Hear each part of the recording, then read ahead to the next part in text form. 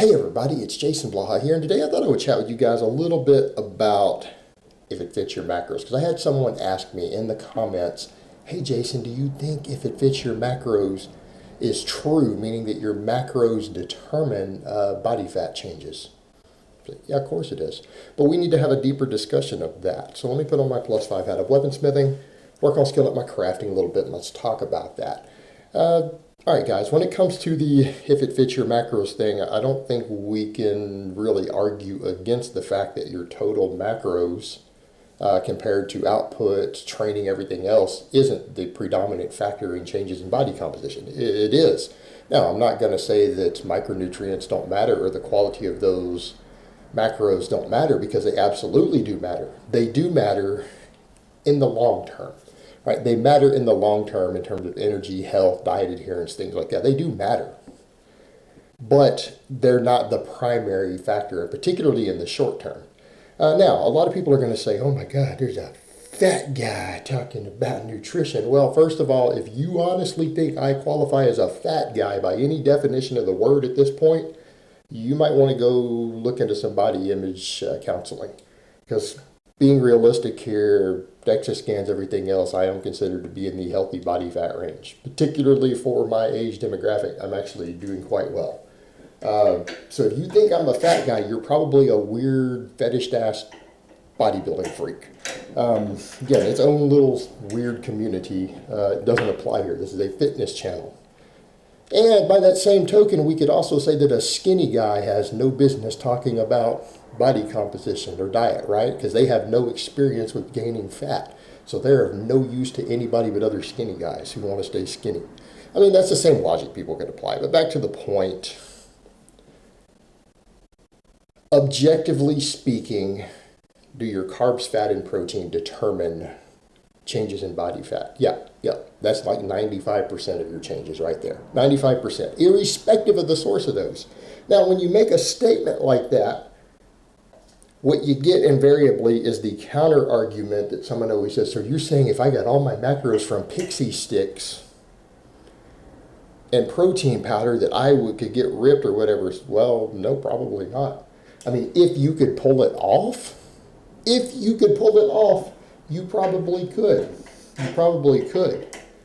But the problem you run into is that could you actually pull that off? There's a reason more fibrous, starchier carbs are better for fat loss. It's not because they're magically better for fat loss on a calorie perspective, although there can be a thermic difference. Because you start factoring in fiber. Yeah, isn't fiber technically a type of macro? Shouldn't that be counted also? I think it should.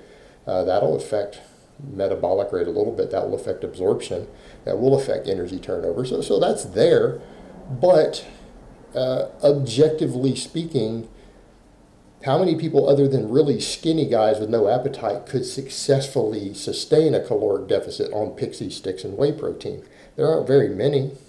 I know I couldn't. So I could tell you that if you locked me in a cell and all I was allowed to eat while doing my training, because again, I'd have to get through a brick wall and a steel door to get to anything else. If all you gave me was pixie sticks and whey protein in the measured quantities, yeah, I would actually technically get ripped eventually. I would be screaming with starvation.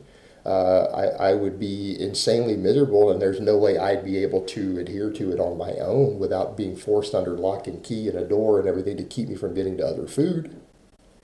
And that's true of most of you. So that when people make these silly statements, they're not factoring in that it's the adherence is the problem. There's a reason people get fat eating junk food. It's not because it's junk food per se. It's because it is terrible from an appetite and a satiety perspective, and they're going to overeat it.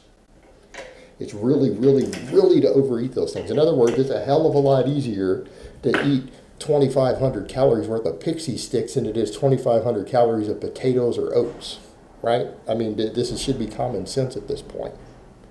So people who throw out these ideas, they don't grasp that. But you know what's interesting? How many of the dumbasses who will make these same statements will go and eat a bunch of protein powder? Let's be honest here. From a satiety perspective, drinking protein powder isn't going to be as filling as eating a lean cut of steak or chicken or some Greek yogurt, is it? I mean, if you want to get technical because people want to talk about all these refined foods, yet everyone wants to consume this refined protein powder. So I'm just going to say that from a satiety perspective, I don't know about that. Not so good, is it? I'm not saying protein powders don't have their place. They can be pretty useful for people who do intermittent fasting, maybe, especially post-workout. Outside of that, I'm going to say people who are cutting, and this should be backed by the people who talk about, oh, people eating all this junk food and counting their macros. Well, if you're going to talk about that, then you need to count protein powders as the junk food of protein, because that's what it is.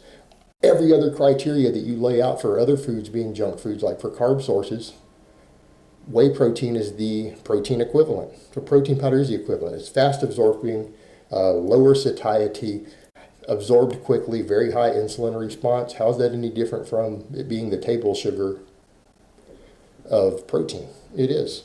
So maybe these same ass clowns need to stop endorsing protein powders if they're going to make a big deal about it. Now, that being said,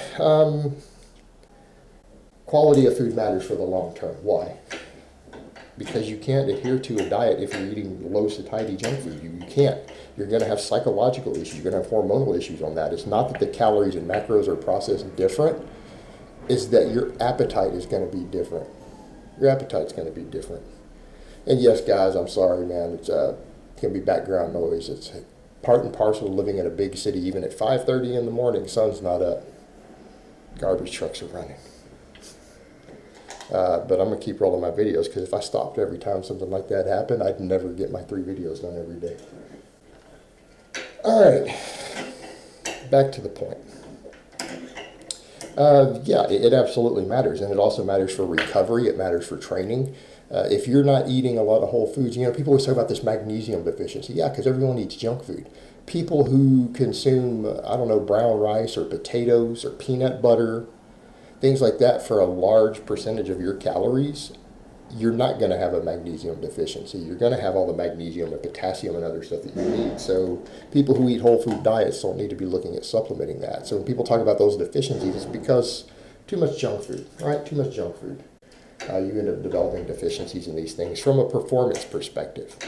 So you have all of that to consider. Can the quality of your food affect your training? Yes. Will it affect your appetite? Yes. So it's going to affect diet adherence, and it's going to affect energy out. So it does matter. So when you have people who are making the argument, well, I can just eat whatever, and you do see a few idiots who will do that, of their version of this whole if it fits your macros thing, they take it literally. Instead of thinking that food quality matters, they want to eat nothing but junk food. And best of luck to you if you can do that, but it's not healthy. You're going to be more prone to dietary deficiencies.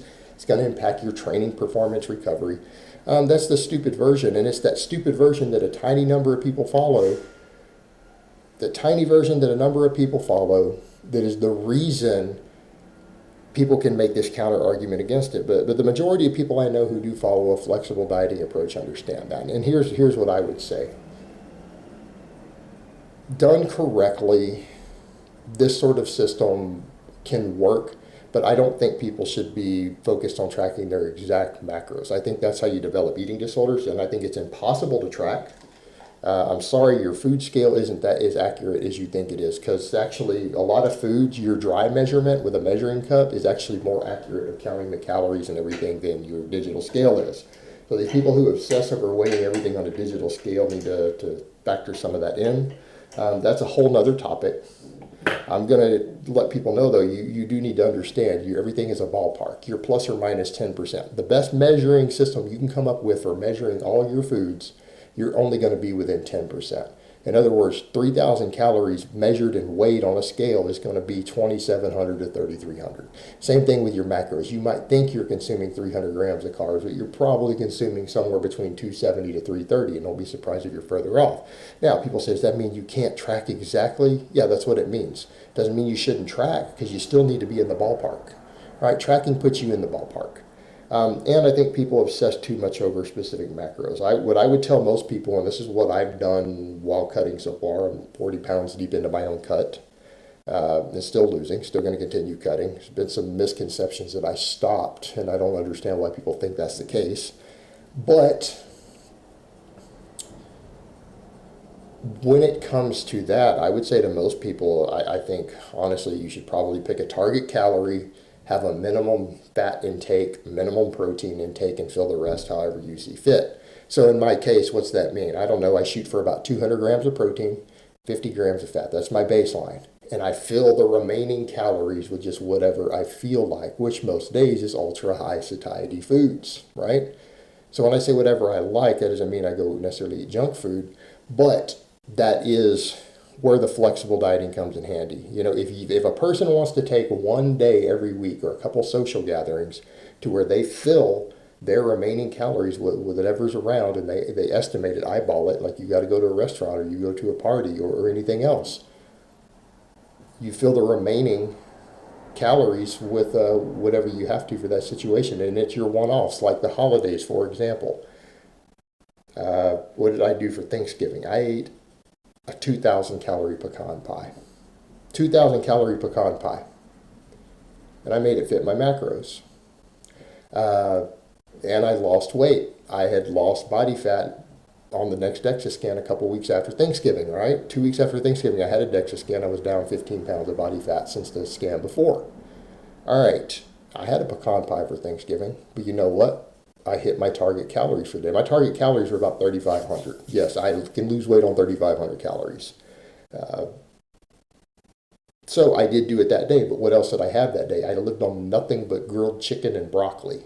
So I had grilled chicken and broccoli for less than half of my calories for the day, and I ate 2,000 calories of pecan pie as a treat for Thanksgiving. Now, that would be something that you can do as one-offs, and it'll still work. You're still going to lose body fat just fine on a system like that.